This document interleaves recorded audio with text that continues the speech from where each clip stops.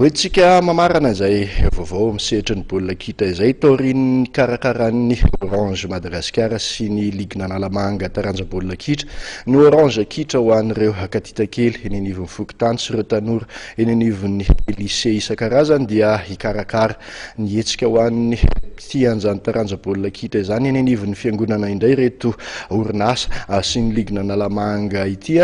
miantso ireo izay liana amin'izany ny fikambanana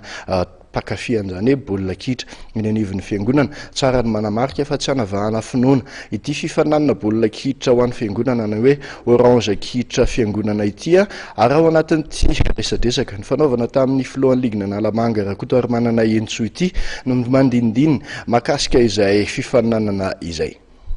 Raha nisy ny Orange kitra Fokontany dia nisy ihany koa ny Orange kitra lycée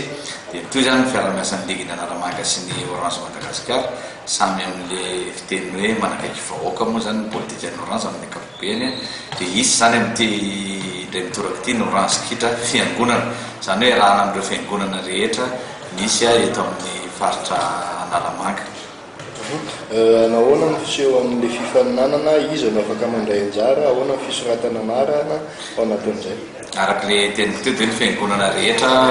eto amin'ny faritra Analamanga zany no afaka mandray anjara amin'ny fifaninanana io. Tsara kosa nefa manamarika fa ny lista zany ny mpilalao dia ny pasteur na ny opera na ny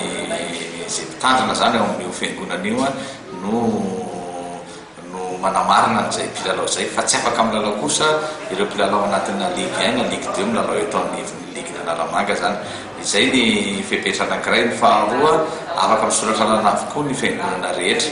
ary misoratra anarana na miantso mamantana direct mivantana eto amin'ny Pro Ligue Analamanga eto Mahamasina na miantso ny laharan-tarobia 032 77 043 30 dia io zany no ahafahana mameny torolalana rehetra izay tokony ho ataon'ny fiangonana amin'io